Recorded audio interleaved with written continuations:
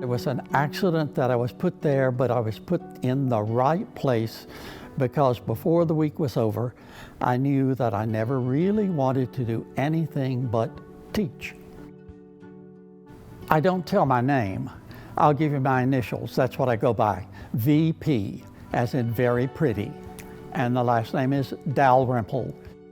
Everything I've ever done fits into one of three categories. They all begin with T: teacher, traveler, and thespian.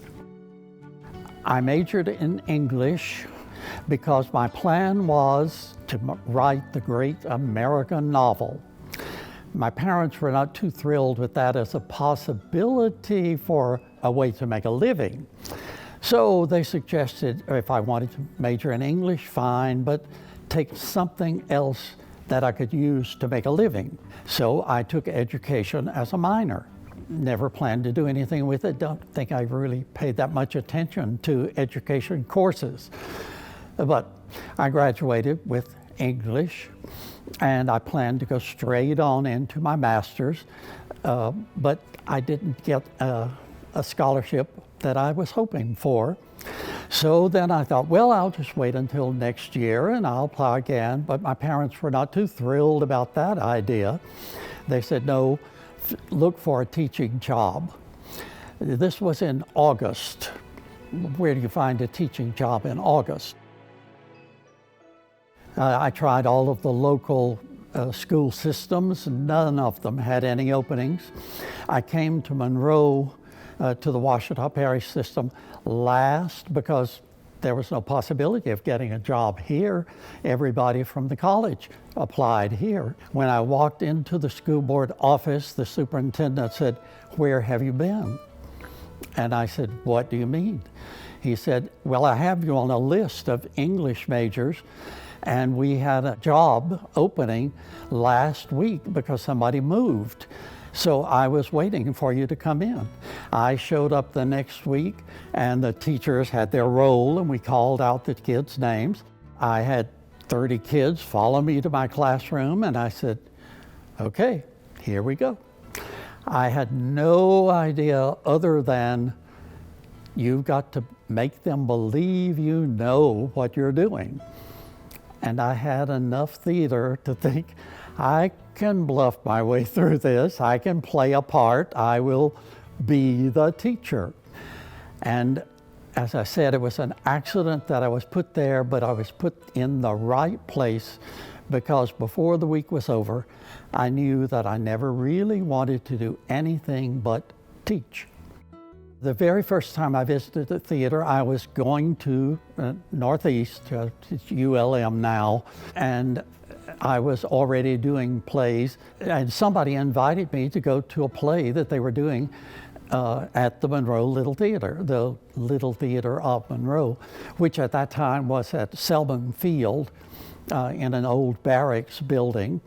But I said, sure, and I went.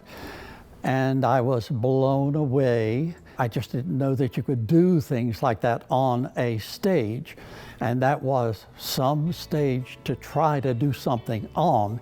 It had a 17-foot wide proscenium, 14-foot depth. That was the whole stage. I want to say, I think it was the Rainmaker. They had a kitchen with running water right there on stage.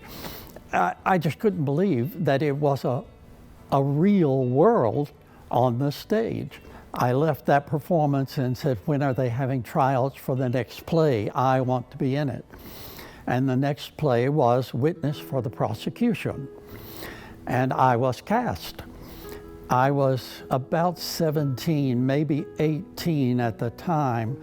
And my first role at the Monroe Little Theater out at Selman Field was as an 80-year-old judge, a British judge. I feed on the audience. If I get good response, my role gets better and better, bigger and bigger. I don't mean I change what I'm doing. You know, I'm going to add another ha. No, when we finished rehearsals, I considered my role frozen at that point. Even if I thought of things that would have been better later, I did not want to change those for the sake of the other actors. If I changed something, then they would be confused about what's he doing. But at the same time, I wanted to have a solid basis to work with, but I could make that better if the audience responded. I think I enjoy theater because it is theater, not because it's real, but because it's theater, and because they make it real. I know it's not real because I try to do it, and I know it's not real when I do it, but I want other people to feel like it's real. Of course, my wife saw everything I did, probably not happily, but she had to. That was one of those things. And every time we would go home after she had seen it for the first time, and I would say, okay, what? And she said, well, it was you. You did a good job. That was you. That's who you are. And I never was satisfied with that because I didn't want to be me. I wanted to be whoever the character was. I never really exactly understood what I think she was saying until I did 1776. I played John Adams. I'm well over 6 feet. John Adams was 5'2". So I had to think short. I saw myself on stage as shorter than everybody else on stage. When I looked at myself from the audience, that's what I saw. I tried to find the accent, that Massachusetts sound. Tried to find that. After the show was over and we were on our way home, and I said, well, what's the verdict? And she said, for the first time, you were not you. You were John Adams. And that, I think, is the finest compliment I ever got, that at least in that one role, I portrayed somebody that even my wife didn't see me. She saw somebody else. And that's what I aimed for every time I did a role on stage. I wanted people to see whoever that character was, not just VP Dalrymple. I met my wife on this very stage during How to Succeed in Business Without Really Trying. I played Bud Frump, and she was, the boss's secretary, whatever her name was. And she sang the big number toward the end, Brotherhood of Man. We met during that performance here, and as they say, the rest is history. I learned not to worry so much, to do my best, like in teaching. I truly think I did my best, or I tried to do my best every single day. I love teaching and I look forward to it every single day. But if I mess up, it's not because I didn't give it my best shot. And the same thing was true with being on stage. I was not trying to do an amateur production. I was trying to be on Broadway, if that's the pinnacle. Whenever I was on stage, that's what I wanted to be. Not because I expected to be on Broadway, but that's how good I wanted to be. And that's what I tried for. If I didn't make it, well, I didn't make it, but it wasn't because I didn't try. I was actually offered a role on Broadway in Tapestry, if Tapestry rides again, because I went to tryouts in Dallas for the Dallas summer musicals. And they didn't hire me there, but some of the producers in Dallas were there just looking at the caliber of actors that they were having try out. And they were about to have their first turnover in actors on Broadway. And I was tall and lanky. They needed cowboys. And they offered me a job. But I couldn't go because I had to graduate from college. However, I came close. I did appear on the Radio City Music Hall. That was an accident also. Everything I did was accidental. I never meant to do that, but it worked. And I don't regret having done that. I think travel is probably the most educational thing you can do, no matter what your field or your interest. Travel opens up doors and windows that you didn't know about until you got there. And you saw that, oh, I thought I had read all about this, but this is not what I read. This is different. This is alive. This is real. I always knew that I had to go to Europe one time, get that out of my system.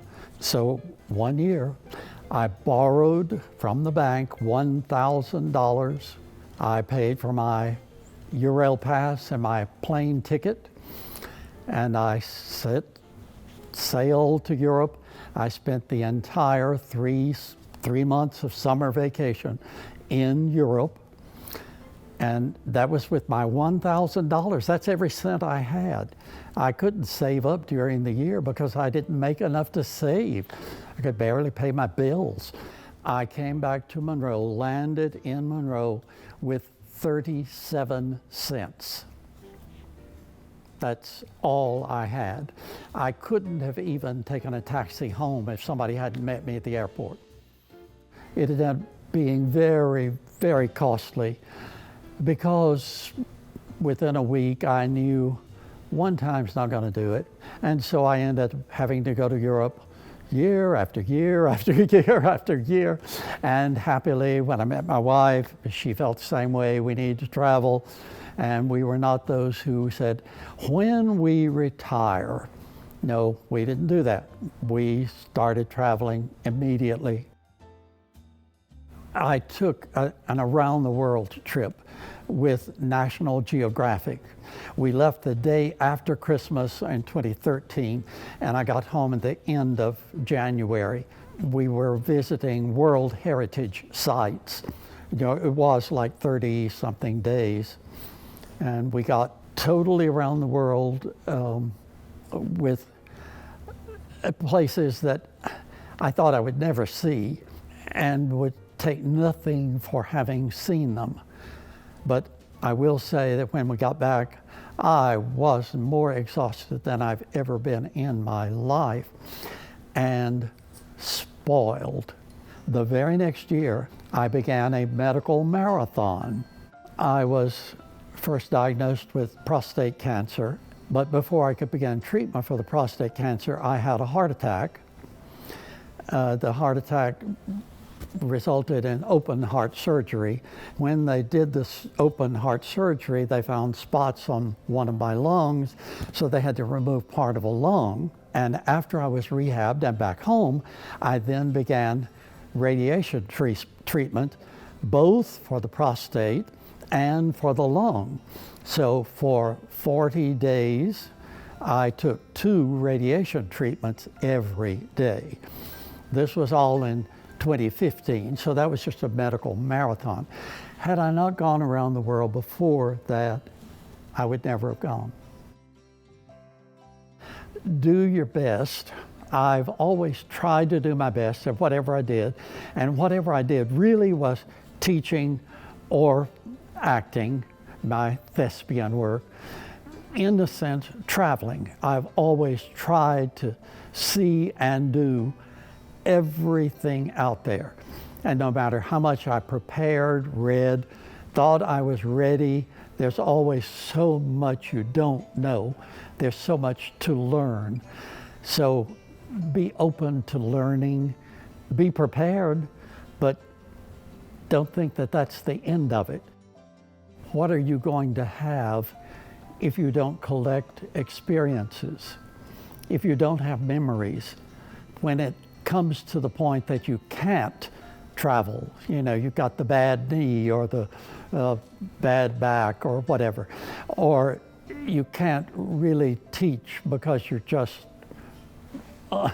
you don't have the stamina to run through day after day after day after day, or what if you can't perform on stage what are you going to do? Sit at home and just have blank air? You've got memories. There's not a day that goes by that I don't revisit places, things, people, events. I could probably go on and on, far more stories than you want to know. In 2 weeks, I will be 83. And so some of these things, you know, they've blurred a little bit. But my explanation for that is I've got it all. I've got libraries full of stacks. They just go back and go back. But I have to go all the way back to the back of the stacks and find it, and then bring it back to the front to tell you. They're all there, and I enjoy every one of them.